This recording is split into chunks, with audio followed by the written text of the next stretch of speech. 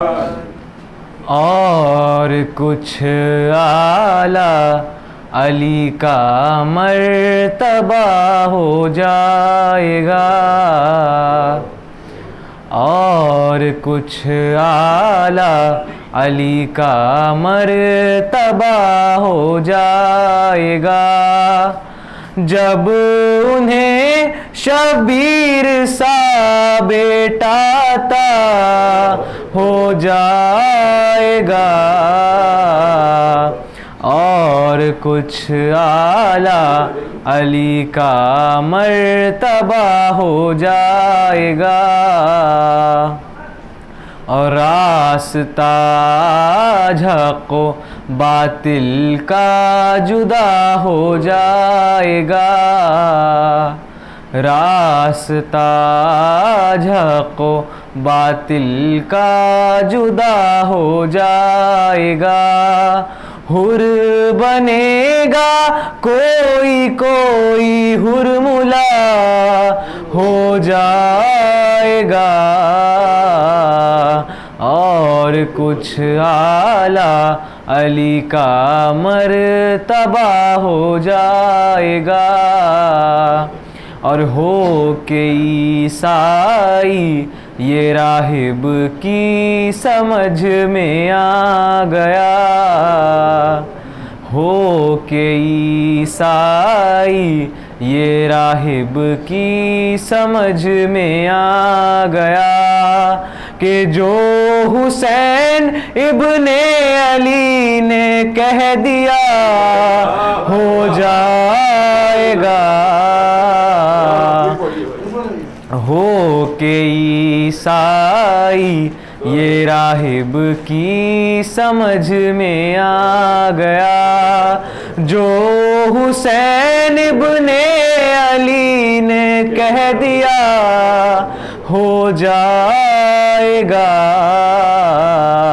اور کچھ اعلیٰ علی کا مرتبہ ہو جائے گا، اور ہے ولم یولد اگر شرط خدائی پھر تو آج، ہے ولم یولد اگر شرط خدائی پھر تو آج، اے نصیری تیرا دعویٰ بے تکا ہو جائے گا، اور کچھ اعلیٰ علی کا مرتبہ ہو جائے گا۔ ایک نئے سلوات۔ اور عین عین بے کے ساتھ الف اور سین لکھ کر دیکھنا، عین بے کے ساتھ الف اور سین لکھ کر دیکھنا، خود بخود ناد علی کا ترجمہ ہو جائے گا، اور عین عین بے کے ساتھ الف اور سین لکھ کر دیکھنا، خود بخود ناد علی کا ترجمہ ہو جائے گا، اور کچھ اعلیٰ علی کا مرتبہ ہو جائے گا۔ ایک نیا سلوات۔ اور کربلا والوں کا اس کو قاعدہ پڑھوائیے، کربلا والوں کا اس کو قاعدہ پڑھوائیے، ورنہ یہ سارا جہاں القاعدہ ہو جائے گا، کربلا والوں کا اس کو قاعدہ پڑھوائیے، ورنہ یہ سارا جہاں القاعدہ ہو جائے گا، اور کچھ اعلیٰ علی کا مرتبہ ہو جائے گا، جب انہیں شبیر سا بیٹا عطا ہو جائے گا، اور کچھ اعلیٰ۔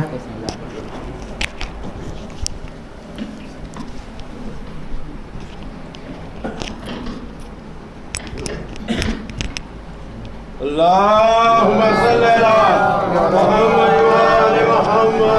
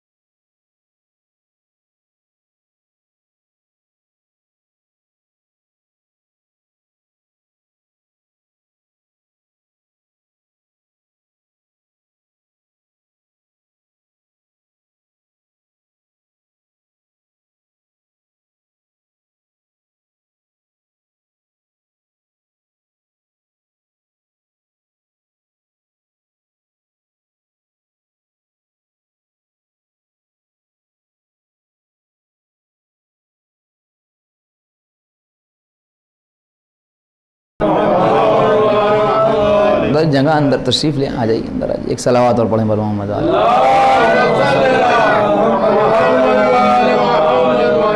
حضرت سورہ مبارک نحل کی 90 نمبر آیت میں خداوند عالم یہ ارشاد فرما رہا ہے کہ اللہ جب بھی حکم صادر کرتا ہے تو عدل اور احسان کے ساتھ صادر کرتا ہے، یا یہ کہ جب وہ حکم دیتا ہے تو عدل اور احسان کا حکم دیتا ہے، یا یہ کہ جب بھی اس کا حکم صادر ہوتا ہے تو اس میں عدل اور احسان ضرور شامل ہوتا ہے۔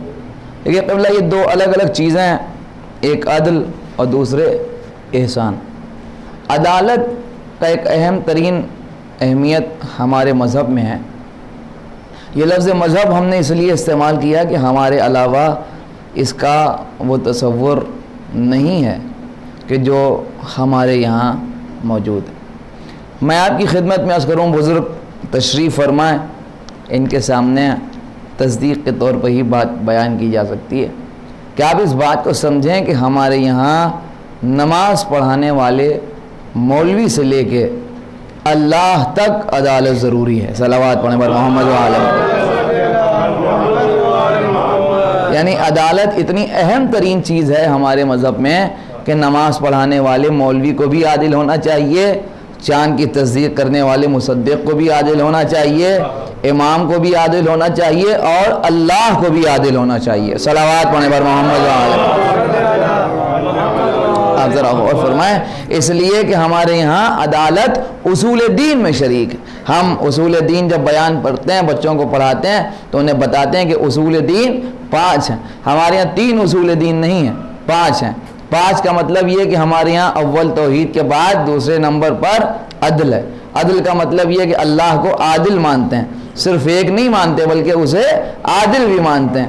اور اس کے بعد چوتھے نمبر پر امامت کا بھی یقین رکھتے ہیں، یعنی قائل ہیں. میں سمجھتا ہوں یہ بھی بڑی لطیف بات ہے کہ جن کے اصول دین میں عدل نہیں ہے انہی کے اصول دین میں امامت نہیں ہے.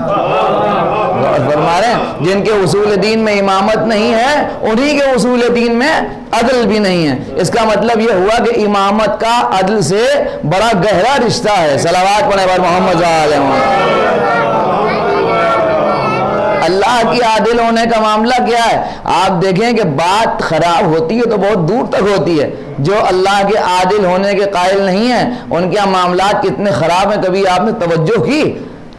آپ ذرا غور کیجئے، کبھی موقع ہو تو مشاہدہ کیجئے، ان کے عقائد پہ پڑھیے تو آپ کو ہم سمجھتے ہیں مزہ آئے گا کہ جو باتیں ان کی عدالت نہ ہونے کی وجہ سے ہیں.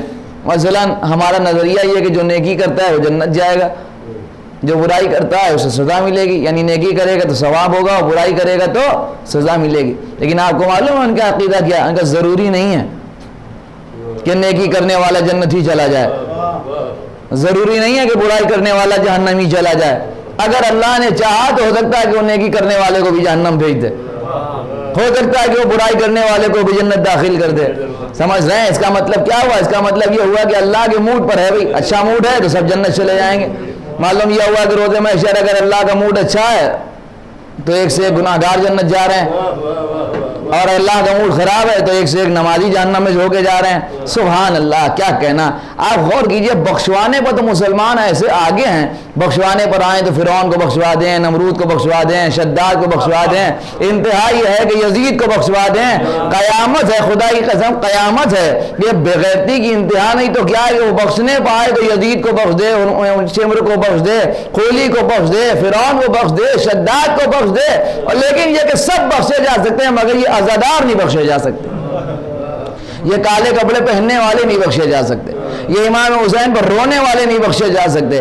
سب کی مغفرت کی گنجائش ان کے یہاں ہے مگر ہمارے لیے دروازے بند ہیں. صلوات پڑھنے پر محمد صلی اللہ علیہ وسلم. آپ سمجھ رہے ہیں؟ یہ ہے عدالت نہ ہونے کا اثر کہ وہ نمازیوں کو جہنم بھیجنے پر تیار ہیں، گناہگاروں کو جنت بھیجنے کے لیے تیار ہیں. لیکن ہمارا معاملہ کیا ہے؟ ہمارے یہاں کے قرآن پکار کے کہہ رہا ہے جس نے ذرہ برابر نیکی کی ہے وہ اسے بھی دیکھے گا، جس نے ذرہ برابر بدی کی ہے وہ اسے بھی دیکھے گا. یعنی اگر کسی نے نیکی کی تو اسے اس کا اجر مل کے رہے گا، اگر کسی نے ذرہ برابر بدی کی ہے تو اسے اس کی سزا مل کے رہے گی. اس کا مطلب یہ ہوا کہ یہ ہے اللہ کے عادل ہونے کا مطلب. یعنی وہ کسی اچھے کام کو چھوڑتا ہی نہیں اور کسی برے کام کو کرتا نہیں. اللہ کے عادل ہونے کا مطلب یہ ہے کہ کوئی اچھا کام وہ نہیں چھوڑتا اور کوئی برا کام وہ کرتا نہیں. مطلب یہ کہ جو کرتا ہے وہ اچھا ہی ہوتا ہے، برا کام وہ کرتا نہیں، اچھا کام وہ چھوڑتا نہیں. اب یہ کہ یہ الگ نظریے کا صاحب جو کرتا ہے وہ اللہ ہی کرتا ہے، بندہ کچھ کرتا ہی نہیں. خود ہمارے چھٹے امام جعفر صادق علیہ السلام کے زمانے میں ابو حنیفہ ہیں، 7ویں امام کنسینی کا عالم ہے. ملاقات ہو گئی، چھٹے امام نہیں تھے، مطلب گھر پہ تشریف نہیں رکھتے تھے. 7ویں امام سے ملاقات، ان کا وہ کہاں ہے، مجھے ان سے بحث کرنا ہے. امام نے پوچھا بھائی کیوں بحث کرنا ہے؟ اس نے کہا وہ کہتے ہیں کہ جو کرتا ہے وہ بندہ کرتا ہے، میں کہتا ہوں جو کرتا ہے وہ اللہ کرتا ہے، اسی مسئلے پر بحث کرنا ہے. امام نے فرمایا وہ تو نہیں ہے، ہم سے بحث کر لو. میں نے نہیں، انہی سے کریں گے، آپ چھوٹے ہیں. فرمایا ٹھیک ہے چھوٹے ہیں مگر ایک سوال پوچھ رہا ہوں جواب دے تو بعد میں ان سے بحث کرتے رہنا. یہ بتاؤ کہ جب سب کچھ اللہ ہی کرتا ہے تو پھر یہ جزا و سزا کیا ہے؟ غور فرمائیں کہ اگر نیکی بھی اللہ ہی کرتا ہے تو پھر جزا کسے دے گا، اور بدی بھی اللہ ہی کرتا ہے تو پھر سزا کسے دے گا؟ جب سب کچھ اللہ کے لیے ہی ہے تو پھر جزا بھی نعوذ باللہ اللہ کے لیے اور سزا بھی اللہ کے لیے. خاموش ہو گیا. کیا مطلب یہ کہ جو کرتا ہے وہ اللہ کرتا ہے. معاملہ یہ ہے کہ وہ اس مسئلے پر بضد ہیں کہ انسان مجبور ہے یا مختار ہے. کہنا مطلب انسان پورا مجبور ہے، جو کچھ کرتا ہے وہ اللہ کرتا ہے، بندہ تو کچھ کرتا ہی نہیں. مولا کائنات سے بھی آگے اس نے پوچھا یہ بتائیے بندہ مجبور ہے کہ آزاد ہے؟ یعنی جو کچھ کرتا ہے وہ بندہ ہی کرتا ہے یا اللہ کرتا ہے؟ حضرت نے بہت خوبصورت جواب دیا. امام نے فرمایا اپنا پیر اٹھا، جیسے امام نے کہا اپنا پیر اٹھاؤ،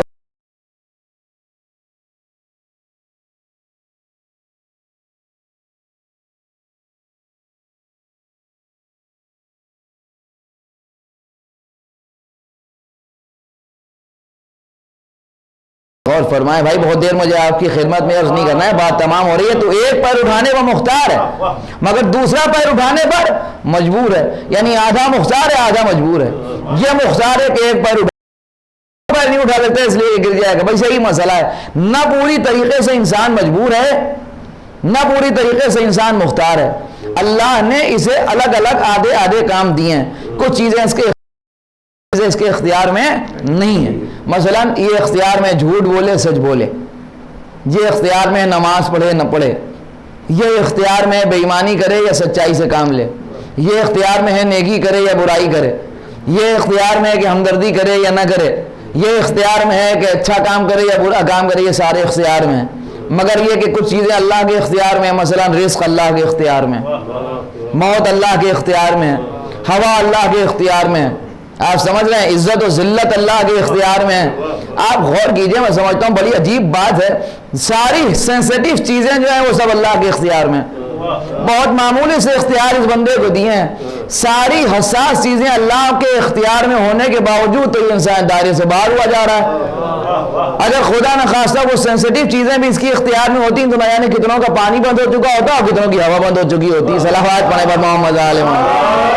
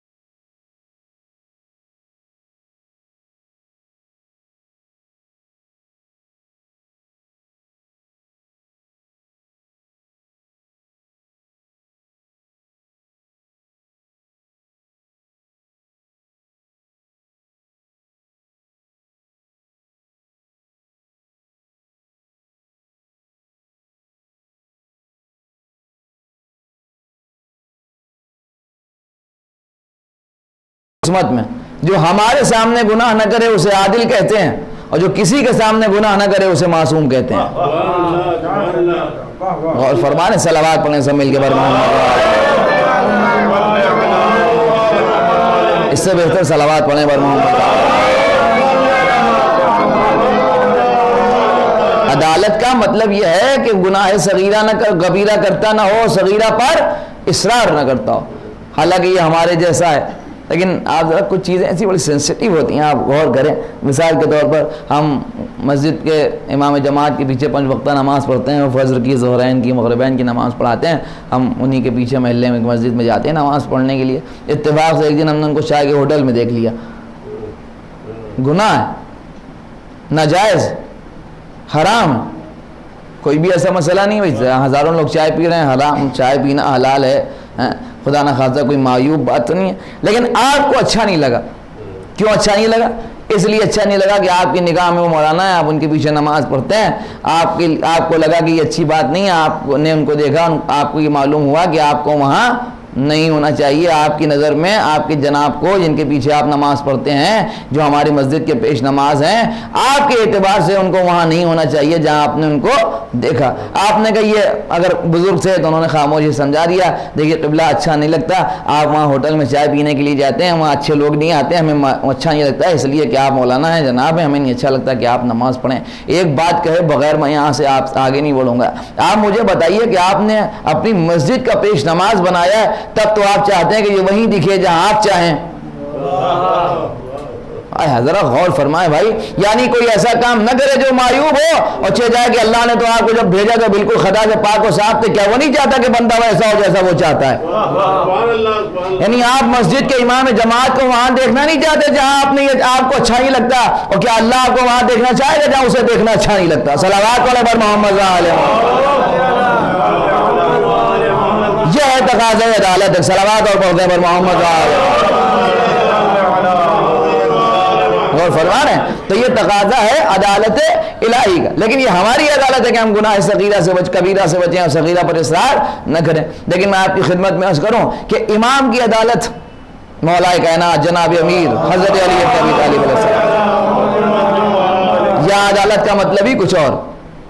عام طور پر مولا علی کمال عدالت پر فائز ہیں، بے شک اس سے انکار نہیں ہے، لیکن بہت مختصر سے لوگ یہاں تشریف فرمائیں، لیکن بزرگ بیٹھے ہیں، ان کے درمیان ایک جملہ کہوں گا، محسوس کیا تو انشاءاللہ یہ ضرور اس بات کو محسوس کریں گے کہ علی کمال عدالت پر فائز نہیں ہے، بلکہ علی روح عدالت ہے۔ یعنی مولا کائنات کا جو ان کا عمل ہے، آپ کے اعتبار سے میں دونوں چیزوں پر تذکرہ کروں، یعنی کمال عدالت جناب امیر کے لیے ہے، ان کی زندگی میں کمال پر ہے اپنے عدالت، مگر علی کمال عدالت ہی پر فائز نہیں ہے، بلکہ علی روح عدالت ہے۔ اگر علی نہیں ہے تو پھر عدالت ہی نہیں ہے، اگر علی ہے تو عدالت ہے۔ اس کا مطلب یہ ہوا کہ عدالت کے ثابت ہونے کے لیے علی کا ہونا ضروری ہے۔ صلوات پڑھے بر محمد علیہ۔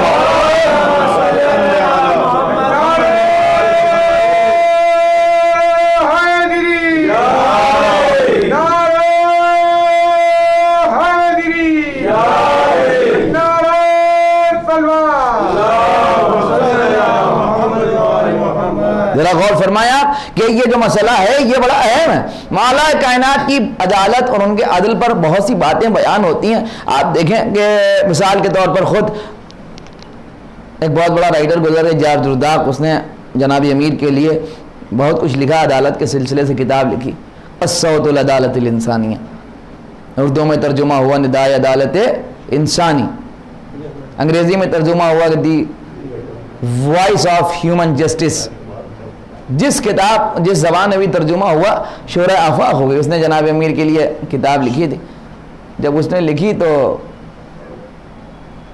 کتاب لکھنے کے بعد وہ مسلمانوں کے گروہوں کے پاس گیا، ادھر ادھر گیا کہ بھئی دیکھو ہم نے تمہارے پیشوا کے لیے یہ کتاب لکھی ہے اور ہم یہ چاہتے ہیں کہ یہ کتاب چھپ جائے، لیکن ان بیچاروں کا پڑھنے لکھنے سے کیا تعلق؟ نہ ان کی رقم تو فتوے دینے پر خرچ ہوتی ہے، کتابوں سے ان کا کیا رابطہ، کیا رشتہ ہے، بیچارے کیا پڑھیں کیا لکھیں، ہمارے یہاں کوئی گنجائش نہیں۔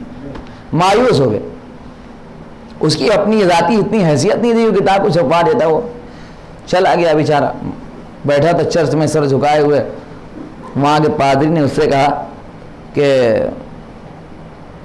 کیوں مایوس بیٹھے ہو؟ تو اس نے بتایا کہ کتاب لکھی ہے میں نے مسلمانوں کے پیشوا علی کی عدالت پر، اور چاہتا تھا کہ چھپ جائے۔ ان کے لوگوں سے جا کے میں نے کہا، وہ ان کا کوئی خاص رسپانس نہیں ملا۔ اس نے کہا تم پریشان نہ ہو، چرچ کے فنڈ سے اس نے اسے کچھ پیسے دیے، نے کہا تم ہم سے قرض لو اور اسے چھپواؤ، پھر دیکھو بعد میں واپس کر دینا۔ وہ لے گیا، اس نے چھپایا، اب تو چھپ کے مارکیٹ میں آئی، قیامت ہو گئی، زبانوں میں ترجمہ ہونے لگا، جس زبان میں ترجمہ ہوا غضب ہو گیا۔ اب کیا کہنا ندائے عدالت انسانی کتاب خود اردو میں نہ جانے کتنی مرتبہ چھپ چکی ہے، پڑھیے۔ اس نے عدالت پہ جناب امیر کی گفتگو کی، بہت کچھ اس نے لکھا، لیکن جو کام کی بات آپ کی خدمت میں عرض کرنا چاہ رہا ہوں وہ اس نے ایک جملہ اس میں تحریر کیا کہ علی اپنی شدت عدل کی وجہ سے قتل کر دیے گئے۔ یعنی مولا علی کی جو شہادت ہوئی وہ ان کے عدل میں شدید ہونے کی وجہ سے، عدل زیادہ، شدت عدل کی وجہ سے قتل ہو گئے۔ اور صرف یہ اسی کا ذکر نہیں بلکہ خود معاویہ ابن ابو سفیان نے، جس نے سازش کی جناب امیر کی شہادت کی، قتل کی. جب شہادت کی خبر پہنچی تو اس نے ہاتھ مل کے کہا کہ آج کے بعد علم و فقہ کا خاتمہ ہو گیا، اور علی کو ان کے عدل نے قتل کر دیا. کیا مطلب یہ کہ علی کی کوئی خطا نعوذ باللہ نہیں تھی، صرف یہی تھا کہ وہ اپنے عدل میں بڑے شدید تھے. ظاہر سی بات ہے یہ انہوں نے بیان فرمایا تھا چوتھی خلافت حاصل کرنے ظاہری خلافت کے موقع پر کہ دیکھو بھیا اگر ہمیں بٹھاؤ گے تو یاد رکھنا کہ اگر کسی کے طرف ایک درہم بھی آ رہا ہے تو حلق میں ہاتھ ڈال کے نکال لوں گا. یعنی عدل کے خلاف تو علی سے حکومت میں کوئی تصور ہی نہیں تھا. تو اس نے کہا کہ علی کو ان کے عدل نے قتل کر دیا. جملہ کہوں یقین جانیے بھائی رائے نہ کیجیے گا، معاملہ یہ ہے کہ خود اس کا کہنا بتا رہا ہے کہ جب عدل مجسم ہو تو علی بنتا ہے اور ظلم مجسم ہو تو معاویہ بنتا ہے.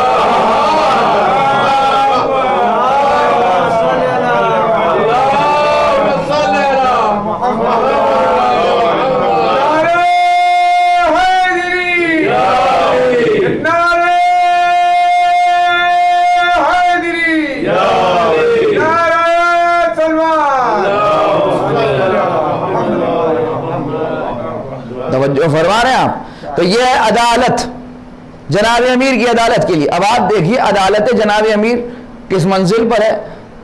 جناب امیر کی عظمت ماشاءاللہ، یہاں مومنین بیٹھے ہیں، علی ولی اللہ کہنے والے بیٹھے ہیں، ان کی محبت کا دم بھرنے والے بیٹھے ہیں، ان پر جان نثار کرنے والے بیٹھے ہیں. ہمارا معاملہ تھوڑا سا الگ ہے. ہم سے ہٹ کے جو لوگ ہیں عام طور پر وہ اس اعتبار سے تو مولا علی کو نہیں مانتے جیسے ہم آپ مانتے ہیں. وہاں دوسرا معاملہ ہے. وہاں یہ کہ وہ بشریت کے اعتبار سے دیکھتے ہیں تو کہتے ہیں کیا علم ہے، کیا سخاوت ہے، کیا شجاعت ہے. حالانکہ وہ بھی ایک فضیلت ہے جناب امیر کی کہ خود پیغمبر نے کہا علی خیر البشر من ابا فقط کفر. علی بہترین آدمی ہے، جو ان کا منکر ہو وہ کافر ہے. بھیا سوال ہے مجھ سے آپ سے بتائیے کہ جب ان کی بشری حیثیت کا انکار کرنے والا مسلمان ہی رہتا تو امامت کا انکار کرنے والا مسلمان کیسے رہے؟ تو یہ تو معاملہ بشریت کے اعتبار سے. پھر صاحب کیا کہنا ان کی عدالت کا معاملہ یہ ہے کہ بس بات تمام ہو رہی ہے. آپ دیکھیں کہ اس دنیا میں جب کہیں مقدمہ ہوتا ہے، لوور کورٹ میں جاتا ہے، پھر ہائی کورٹ میں جاتا ہے، پھر سپریم کورٹ میں جاتا ہے، مقدمہ جاتا ہے. لوور کورٹ میں مقدمہ دائر ہوا، پیشیاں ہو رہی ہیں، تاریخ یہ وہ سب. اس کے بعد فیصلہ آ گیا. وکیل صاحب بیٹھے ان سے پوچھیے اب جو فیصلہ آیا تو کیا ہوا کہ صاحب جس دن ایک کے خلاف اور ایک کے فیور میں، جس کے خلاف آیا وہ کبھی مطمئن ہو ہی نہیں سکتا. پتہ غلط ہوا ہے، جج نے پیسے کھا لیے ہیں، وکیل دوسری پارٹی سے مل گیا ہے، معاملہ صحیح نہیں ہے، فیصلہ غلط ہوا ہے، ہم ہائی کورٹ میں جائیں گے. ایسا کیسے ہو سکتا ہے؟ وہاں گیا، وہاں مقدمہ چلے، تاریخیں یہ وہ، پھر فیصلہ آیا، پھر اس کے خلاف. نہیں اب بھی غلط ہوا ہے، فیصلہ صحیح نہیں ہوا ہے، پھر ہم سپریم کورٹ جائیں گے، وہاں سے جیتا، پھر اتفاق سے اس کے خلاف. آپ یقین جانیے کہ سپریم کورٹ سے ہار جانے کے باوجود بھی یہ جج کے فیصلے سے متفق نہیں ہو سکتا. یہ فطری تقاضا ہے.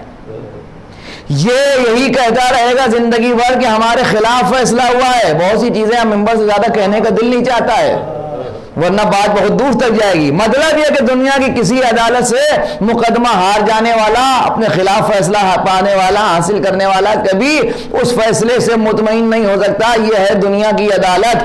کمال عدالت مرتضوی یہ ہے کہ ہزاروں فیصلے مولا علی نے کر دیے، جس کسی کے خلاف ہوا اسے کہنا پڑا میرے خلاف ہوا مگر صحیح ہوا، میرے خلاف ہوا مگر صحیح ہوا. اس فیصلے کو کسی دوسری جگہ آج تک چیلنج کیا ہی نہیں گیا، اس لیے کہ ایسی کمال کی عدالت دیکھنے کو ملی ہی نہیں. یہ جناب امیر کی عدالت ایسے ہی تھوڑی چور پکڑ کے لایا گیا ہے. اور حضرت نے اس سے پوچھا کہ چوری کی ہے تو نے؟ اس نے کہا کی ہے. پوچھنے والا علی جیسا ہو تو بتانے والا کیوں نہ بتائے.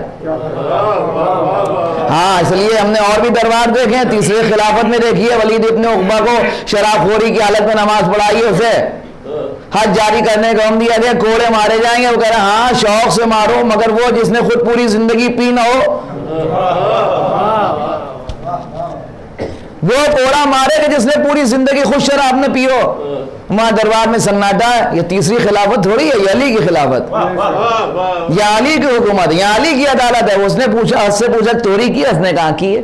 امام نے فرمایا جب تو پھر تیری انگلیاں کٹیں گے. اس نے کہا بالکل. کاٹ دی اس کی انگلیاں. ایک ہاتھ کی کٹی ہوئی انگلیاں دوسرے ہتھیلی پر لیے ہوئے چوراہے وہ فضائل پڑھ رہا ہے. کسی نے کہا صاحب عجیب ٹائپ کے آدمی یار تم، علی نے تمہاری انگلیاں کاٹ دی اور تم ان کی فضیلت بیان کر رہے ہو. کہنے لگا تم بے وقوف ہو, علی عادل ہیں, انہوں نے مجھے پاک کر دیا. اب موقع نہیں ہے ورنہ تفصیل اس کرتا, اب اس سے یہی سنیے کہ علی نے مجھے پاک کر دیا, علی عادل ہیں. جب یہ خبر ملی کہ فضائل پڑھ رہا ہے تو اسے بلایا اور بلا کے دست امامت سے اس کی انگلیاں جوڑ دیں.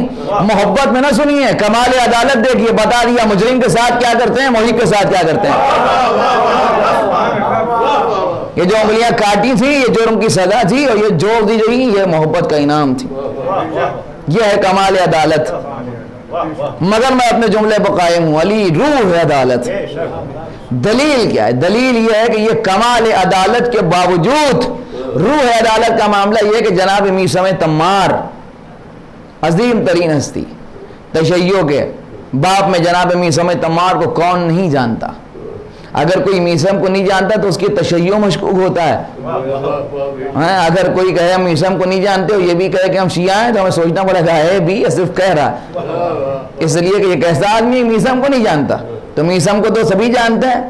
کیا عظمت ہے میثم تمار کی؟ علماء بیان کرتے ہیں میثم کی عظمت یہ ہے کہ اگر عدالت کے بعد اور عصمت سے پہلے کوئی اور لفظ بیچ میں ہوتا تو ہم میثم کے لیے وہ استعمال کرتے ہیں.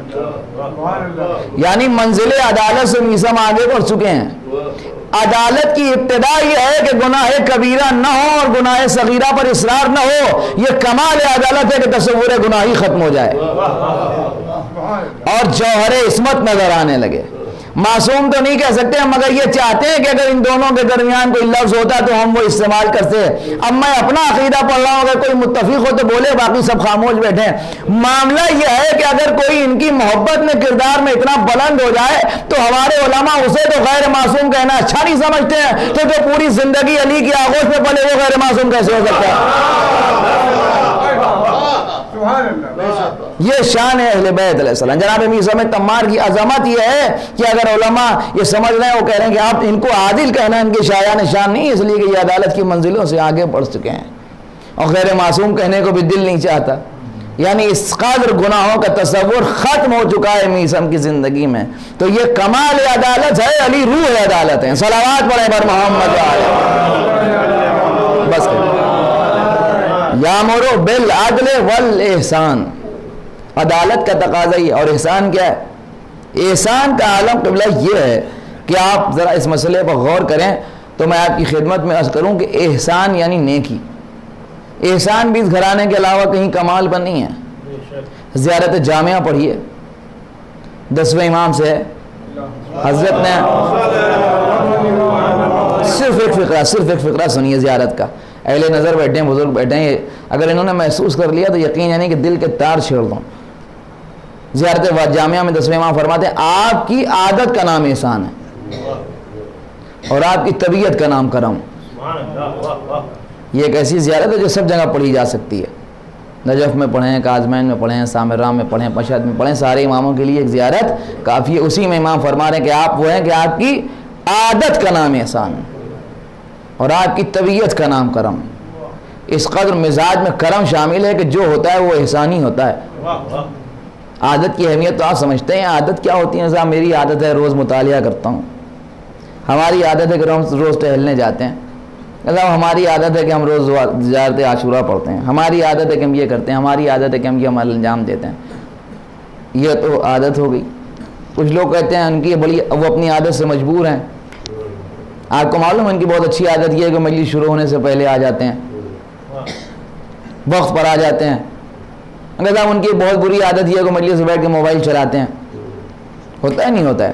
یہ ساری باتیں لفظ عادت کے ساتھ بالکل جوڑی ہوئی ہیں. یعنی یہ سب سمجھتے ہیں اس عادت کی اہمیت کیا ہے. بس صاحب آپ انہیں نہیں سمجھا سکتے, وہ اپنی عادت سے مجبور ہیں. جملہ کہوں, ہم اپنی عادت سے مجبور ہیں, یہ اپنی عادت میں مختار ہیں. جب ہمارے جیسا اپنی عادت سے مجبور اپنی عادت نہیں چھوڑ سکتا, یہ تو اپنی عادت میں مختار ہیں, تو یہ اپنی عادت کیسے چھوڑ سکتے ہیں؟ جو یہ کرتے ہیں وہ احسانی ہوتا ہے. یہ اگر جو ہے وہ قاتل سامنے آ جائے گا تو اسے شربت ہی پلائیں گے, بھائی کا قاتل آ جائے گا تو اسے سیراب ہی کریں گے, اس لیے کہ یہ فطری مزاجن احسان کرنے والے ہیں. ان سے سوائے احسانی کچھ ہوتی ہے، جو کرتے ہیں وہ احسانی ہوتا ہے. ایک مرتبہ کیا 70 مرتبہ دشمنوں کو ہلاکت سے بچائے، اس لیے کہ عادت کا نام احسان ہے. 70 کیا 70,000 مرتبہ وہ پکارتا تو جاتے بچاتے، اس لیے کہ ان کی عادت کا نام احسان. ایسے محسن خدائی قسم چشم فلک نے نہیں دیکھے کہ جو قاتل کو کاسے شیر پیش کریں. ہاں مگر اس دنیا نے ایسے محسنین کا خیال نہ کیا. جس نے کچھ نہیں مانگا اس نے بازار میں اپنی پھوپھیوں کے لیے چادر مانگی، افسوس امت نے پھوپھی نہ دی. اس نے پوری دنیا کو بانٹا، کربلا میں وہ کفن سے محروم رہا. جو ساقی کوثر کا بیٹا تھا، اس کے بچے پیاسے آل آتا عشقت کو دلانا کی صدائیں بلند کرتے. بس عزیزاں تمام ہو گئی گفتگو، مسلسل مجالس ہو رہی ہیں، آپ شرکت کر رہے ہیں، آپ کی آوازیں بلند ہو گئی. خدا آپ کو کسی غم میں نہ رلائے سوائے غم اہل بیت. پیاس کا تذکرہ ہو گیا تو یہیں پر بات تمام ہو جائے. پیاس کربلا کا ایک عظیم باب ہے پیاس. چوتھی محرم کو دریا کو پہرا بٹھا دیا گیا، بندش آب ہو گئی. ساتھ سے خیام حسینی میں اب کہتے آب ہو گیا. بچوں نے ایک جملے کا اضافہ کر دیا، لآتش قد قتلنی، ہائے پیاس ہمیں مارے ڈالتی ہے. آپ کو معلوم ہے 7 محرم کے بعد جناب سکینہ نے ایک چھوٹا سا قافلہ بنایا تھا. چھوٹے چھوٹے بچے ہاتھوں میں خالی کوزے لیے ہوئے ایک خیمے سے دوسرے خیمے، العطش قد قتلنی، العطش قد قتلنی، العطش قد قتلنی کی صدایں بلند کرتے. جناب سکینہ بی بی فرماتی ہیں آؤ بچوں آؤ، میں تمہیں ایسے خیمے میں لے چلوں جہاں پانی کی امید زیادہ ہے، وہاں یقیناً پانی ضرور ہوگا. وہاں لے چلوں جہاں علی اصغر کا جھولا ہے، ہو سکتا ہے میری پھوپھی نے میرے بھیا کے لیے پانی بچا کے رکھا ہو، اگر پانی ہوا تو میں تھوڑا سا پانی تمہیں ضرور پلاؤں گی. چھوٹے چھوٹے بچوں کو لے کے بی بی خیمے میں آئیں. کیا قیامت کا منظر دیکھا. عجیب منظر یہ تھا کہ اب علی اصغر گہوارے میں نہیں، حضرت زینب کے ہاتھوں پہ ہیں. ماہیے میں آپ کی طرح کبھی منہ کھولتے ہیں کبھی بند کر لیتے ہیں. حضرت زینب کی بے چینی یہ کہ بی بی گھبرا کے کبھی اٹھ جاتی ہیں کبھی زمین پہ بیٹھ جاتی ہیں. بار بار جناب ام ربا پوچھ رہی ہیں بی بی میرا بچہ زندہ ہے یا مر گیا. یہ شدت پیاس کا عالم دیکھ کے جناب سکینہ نے دیکھا بچوں کے ہاتھ سے کوزے چھوٹ گئے. اے بچوں آپ پانی کا تصور نہ کرو، اس لیے کہ اگر پانی ہوتا تو علی اصغر پیاسے نہ ہوتے.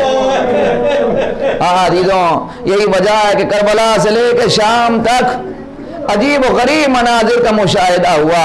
ہاں عزیزوں میں کیا آپ کی خدمت میں عرض کروں، پیاس یہی وجہ تھی کہ جناب عباس سے امام حسین نے پانی کا اہتمام کرانے کے لیے بھیجا. ہاں عزیزوں عباس گئے تو مگر پانی خیموں میں نہیں آیا. اب اس کے بعد جب امام حسین جانے لگے، تاریخ کہتی ہے سکینہ بی بی نے ان سے پوچھا کہ بابا آپ کہاں جا رہے ہیں، تو امام نے فرمایا بچی میں ہو سکتا ہے تمہارے لیے پانی کا اہتمام کر دوں. بس جیسے ہی پانی کا نام آیا بی بی طرف پہ کہنے لگی اے بابا جانے ہیں تو جائیے، میں جانے سے نہیں روکتی مگر خدا کے لیے یہ کہہ کے نہ جائیے، اس لیے یہی کہہ کہ ہمارے چچا عباس بھی گئے تھے. ہاں رضو یہ تو کسی کو نہیں معلوم کہ سکینہ بی بی کی پیاس کا بجھی. ہاں اگر کوفے کے بازار میں ام حبیبہ نام کی خاتون پانی لے کے آ گئی تو کہنے لگی اس بچی کو پانی پلا دیجئے اور اسے کہہ دیجئے کہ ہمارے حق میں دعائیں کر دے. ہاں جو پانی آنا تو نظر آیا مگر سکینہ کا پینا تھا نظر نہیں آیا. بیوی نے اس کے لیے دعائیں کر دی، لیکن جیسے ہی تیسری دعا سنی تو زینب تڑپ گئی. تیسری دعا کیا ہے بی بی کہ میری تیسری دعا یہ کہ مجھے جلد مدینے جانا نصیب ہو. مدینے کا نام سنا ہے زینب، جناب زینب کہتی ہے بی بی تم مدینے کیوں جائے گی، میں مدینے میں اپنے آقا حسین سے ملوں گی، شہزادیاں زینب ام کلثوم سے ملاقات کروں گی.